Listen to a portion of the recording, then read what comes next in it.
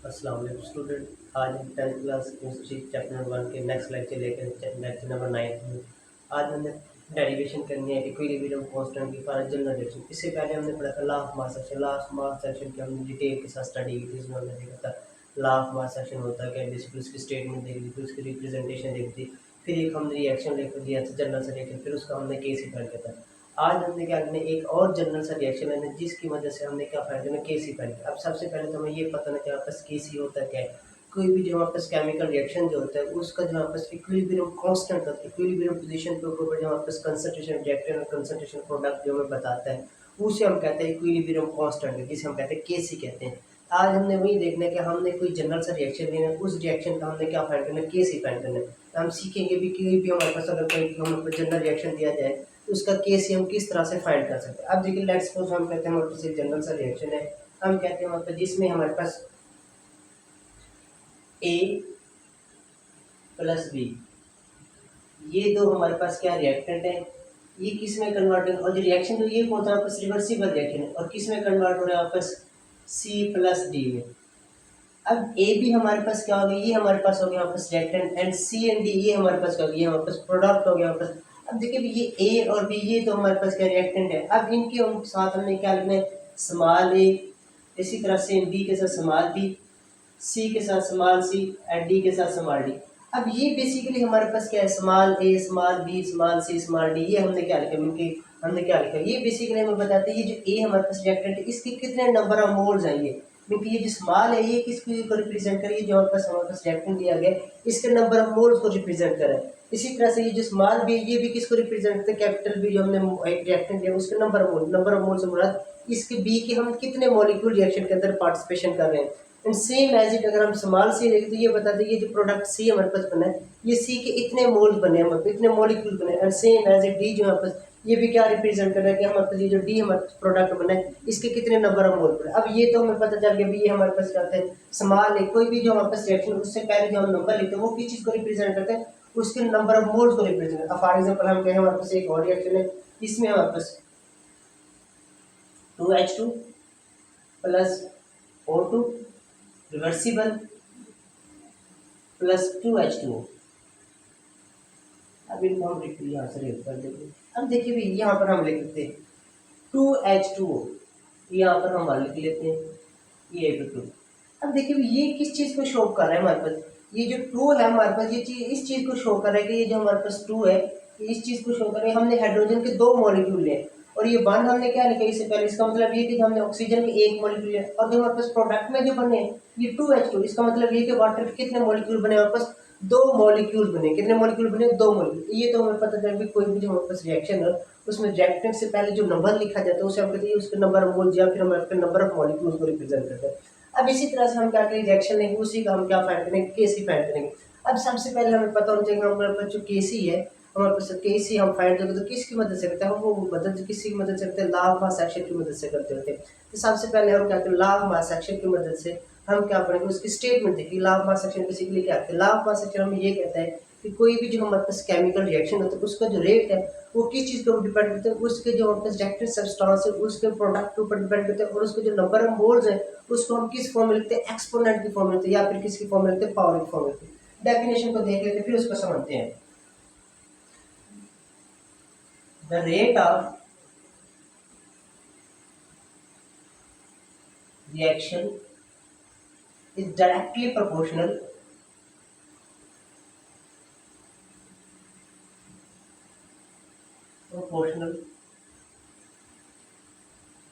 to the product of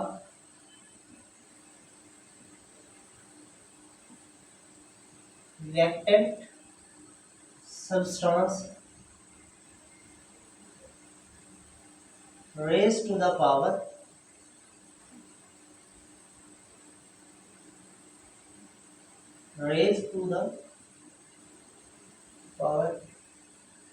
equal to their number of moles in a balanced chemical equation।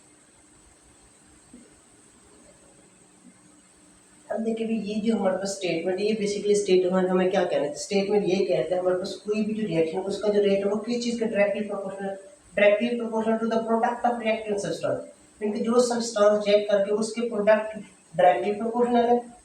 Raise to the power equal to the number of moles, उनके जो number of moles है उसे हम किस form में लिखेंगे, उसकी power की फॉर्म में लिखेंगे, उसकी एक्सपोनेंट की फॉर्म में लिखेंगे। भी हम फॉर एग्जांपल हम कहते हैं हम ये हमारे पास एक जनरल सा रिएक्शन हम इसका लिखते हैं रेट ऑफ हीट। देखें ये रिएक्शन जो दो रिएक्शन के ऊपर कंसिस्ट है, ये वाला रिएक्शन है इसे हम कहते हैं फॉरवर्ड रिएक्शन कहते हैं, फॉरवर्ड, और सेम एज इट ये वाला रिएक्शन है इसे हम कहते हैं रिवर्स रिएक्शन कहते हैं, या फिर हम कहते हैं बैकवर्ड रिएक्शन कहते हैं। अब हम लिखते हैं रेट ऑफ फॉरवर्ड रिएक्शन लिखते हैं, तो रेट ऑफ फॉरवर्ड क्या क्या इस रिएक्शन किस तरह से आर एफ लिखेंगे। अब ये किस चीज के डायरेक्टली प्रोपोर्शनल होगा, प्रोडक्ट ऑफ रिएक्टेंट सब्सटेंस। अब इस रिएक्शन के अंदर फॉरवर्ड रिएक्शन में रिएक्टेंट सब्सटेंस हमारे पास ए एंड बी हमारे पास, ये दो रिएक्टेंट सब्सटेंस इनके प्रोडक्ट के इक्वल डायरेक्टली प्रोपोर्शनल होगा। हम कहेंगे ए कंसंट्रेशन मल्टीप्लाई बी कंसंट्रेशन। अब इनके जो नंबर ऑफ मोल्स हैं इन नंबर ऑफ मोल्स को हम किस फॉर्म में लिखेंगे, raise to the power number of moles in a balance chemical equation में जो उनके नंबर ऑफ मोल्स है उसे हम किस फॉर्म में लिखेंगे, एक्सपोनेंट फॉर्म में, कि ए के नंबर ऑफ मोल्स इसके ऊपर लिखेंगे same as it and b के नंबर ऑफ मोल्स इसके ऊपर लिखेंगे, तो ये हमारे पास क्या नंबर ऑफ मोल देखेंगे। अब सेम इसी तरह से अगर हम रिवर्स रिएक्शन की बात करें तो सेम इसी तरह से हम करेंगे रिवर्स रिएक्शन की बात करेंगे, तो ये तो हमें स्टेटमेंट समझ आएगी। अब हम लिखते हैं rate of forward reaction, rate of forward reaction वो किस चीज के डायरेक्टली प्रोपोर्शनल है, प्रोडक्ट ऑफ रिएक्टेंट सब्सटेंस। तो फॉरवर्ड रिएक्शन में हमारे पास क्या है, ए एक रिएक्टेंट सब्सटेंस है एंड दूसरी कौन सी हमारे पास बी रिएक्टेंट सब्सटेंस। अब इनके जो नंबर ऑफ मोल्स है उन्हें किस फॉर्म में लिखेंगे, एक्सपोनेंट की फॉर्म में, ए की पावर इनकी ए आ गया और बी की पावर क्या आ गया बी, इनके एक्सपोनेंट की फॉर्म। अब हम देखिए रेट प्रोपोर्शनैलिटी का साइन खत्म करें तो हमारे पास क्या है इक्वालिटी का साइन। तो अब हम क्या करते हैं रेट ऑफ रिएक्शन को पूरा लिखने के बजाय हम क्या करते हैं आर एफ लिख देते। अब आर एफ की चीज को रिप्रेजेंट कर rate of forward reaction is equal to K F concentration of A concentration of B. अब इनके जो नंबर ऑफ मोल्स है इनको हमने किस फॉर्म में लिखना है, एक्सपोनेंट फॉर्म में, ए की पावर ए आ गया और बी की पावर क्या बी आ गया, ये हमारे पास क्या नंबर ऑफ मोल्स एक्सपोनेंट। अब यहाँ पर हमारे पास जो के है वो बेसिकली क्या है हमारे पास, के एफ जो है हमारे पास इसे हम कहते हैं proportionality constant of forward reaction. K f जो है is equal to proportionality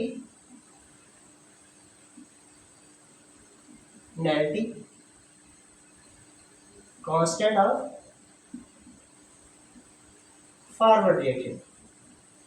forward reaction का हमारे पास क्या प्रोपोर्शनैलिटी कांस्टेंट है, ये हमारे पास आज इक्वेशन नंबर 1 बन जाएगी हमारे पास, इसे हम इक्वेशन नंबर 1 कहते हैं, ये इक्वेशन नंबर। इसी तरह से सेम एज इट हम कहते हैं rate of reverse reaction, rate of reverse reaction.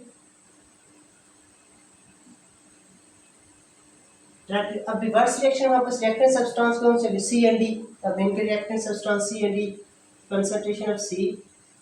Multiply concentration of d. अब इनके जो नंबर ऑफ मोल्स इन्हें किस फॉर्म में लिखे, एक्सपोनेंट में, सी के नंबर ऑफ मोल्स क्या है स्मॉल सी एंड डी के नंबर ऑफ मोल्स क्या है स्मॉल डी। अब सेम है एज इट इनका हमने क्या करना प्रोपोर्शनैलिटी साइन खत्म करेंगे, तो रेट ऑफ रिवर्स रिएक्शन पूरा लिखने के बजाय हम क्या लिखेंगे आर लिखेंगे इज इक्वल टू, अब के आर आ जाएगा वापस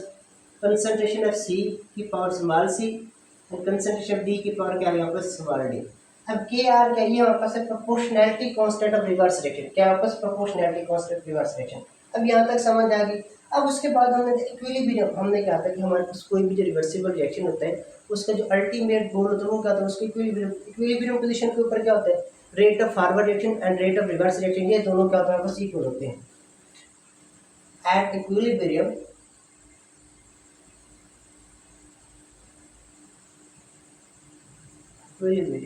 इक्विलिब्रियम के ऊपर क्या होता है बस आर एफ जो होता है रेट ऑफ फॉरवर्ड रिएक्शन वो किस चीज की इक्वल होता है आपस आर के इक्वल होता है, रेट ऑफ रिवर्स रिएक्शन के दोनों रेट क्या होते हैं आपस बराबर होते हैं, तब भी हम कहते हैं ये रिएक्शन है इक्विलिब्रियम पोजीशन के ऊपर है हमारे पास। अब देखिए भी इक्वेशन नंबर ये हमारे पास 1 हो गई थी, ये हमारे पास क्या होगी इक्वेशन नंबर 2 होगी हमारे पास। अब इनकी हम वैल्यू पुट करते हैं, आर एफ की वैल्यू क्या है आपस के एफ कंसंट्रेशन ऑफ ए की power A and same concentration of D की power B small B is equal to R की वैल्यू क्या है आपस के आर कंसंट्रेशन सी की power C and concentration D की पावर स्मॉल डी, ये हमारे पास आ गया के आर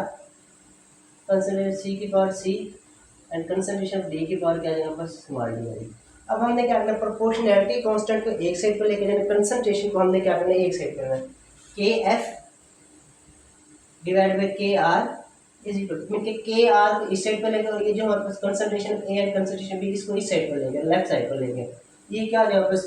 कंसंट्रेशन ऑफ सी की पावर सी कंसंट्रेशन डी की power D divided by concentration of A की power A multiply concentration B की पावर स्मॉल बी। अब हमें पता है K F divide by K R, ये फर्दर एक और कांस्टेंट की इक्वल जिसे हम कहते हैं के सी कहते हैं, के सी बेसिकली क्या होता है इक्विलिब्रियम कांस्टेंट होता है, इसकी जगह हम रिप्लेस करेंगे K C is equal to concentration सी की पावर सी कंसंट्रेशन डी की power small D and divided by concentration A की power small A and same as it concentration B की पावर स्मॉल बी। अब देखिए ये तो हमने निकाले के सी निकाले, कोई भी हमारे पास रिएक्शन दी उसके नंबर ऑफ मोल्स हमें देंगे, balance chemical equation, balance chemical equation में हमारे पास क्या होते हैं नंबर ऑफ मोल दिए जाते हैं किसी भी सब्सटेंस में, रिएक्टेंट के सब्सटेंस के भी होते हैं प्रोडक्ट के सब्सटेंस के भी हमारे पास होते हैं, नंबर ऑफ मोल दिए जाते हैं बैलेंस केमिकल। जब बैलेंस केमिकल इक्वेशन उसका केसी हमने क्या करना है यहाँ तक इस तरह से हमने फाइंड, अब कोई भी हमें रिएक्शन दिया जाता है तो उसका हमें कहा जाता है केसी फाइंड करें, तो केसी हम किस तरह से फाइंड करें इसी तरह से फाइंड। अब हम एक एग्जांपल लेंगे, हम कहते हैं हमारे पास रिएक्शन है इसमें H2 plus I2 reversible 2HL। अब देखिए भी केसी हमने कहते हैं इसका रिएक्शन का केसी, अब हमें पता है केसी किस तरह से लिखेंगे, KC is equal to concentration product divide by concentration reaction. अब देखिए अगर इस रिएक्शन में देखें तो जो हमारे पास ये concentration C and concentration D हम क्या कहते हैं प्रोडक्ट कह रहे हैं, KC is equal to product concentration divide by reactant concentration, ऐसे ये हमारे पास है। अब इसी रिएक्शन में देखें तो ये हमारे पास क्या होगा रिएक्टेंट हो गए, ये हमारे पास क्या होगा प्रोडक्ट हो गए, इसका केसी किस तरह से लिखेंगे केसी इज इक्वल टू, अब प्रोडक्ट हमारे पास एक है, इसके जो हमारे पास कंसंट्रेशन लिखेंगे एच आई, अब इसके जो नंबर ऑफ मोल्स हैं इसको हम किस फॉर्म में लिखेंगे पावर की फॉर्म में, सेम एज इट। अब हमारे पास रिएक्टेंट दो है इनका प्रोडक्ट लेंगे H2 concentration multiply I2 concentration, अब इनके नंबर ऑफ मोल्स कितने हैं, आई के इनके एच का नंबर ऑफ मोल्स 1 है, आई के नंबर ऑफ मोल भी 1 है, जब 1 होते हैं तो उसे हम पावर के फॉर्म में नहीं लिखते, तो 1 जो होता है हमारे पास अंडरस्टूड, तो ये हमारे पास केमिकल इसका हमने केस इस तरह से लिखे। अब कोई भी हमें अगर केमिकल रिएक्शन दिया जाए तो उसका हम इस तरह से केसिफाइड कर सकते हैं। ये जो था हमारा आज का लेक्चर, अगर यहाँ तक किसी कोई चीज़ समझ नहीं हुई आप लोग कमेंट में पूछ सकते हैं। अल्लाह हाफिज़।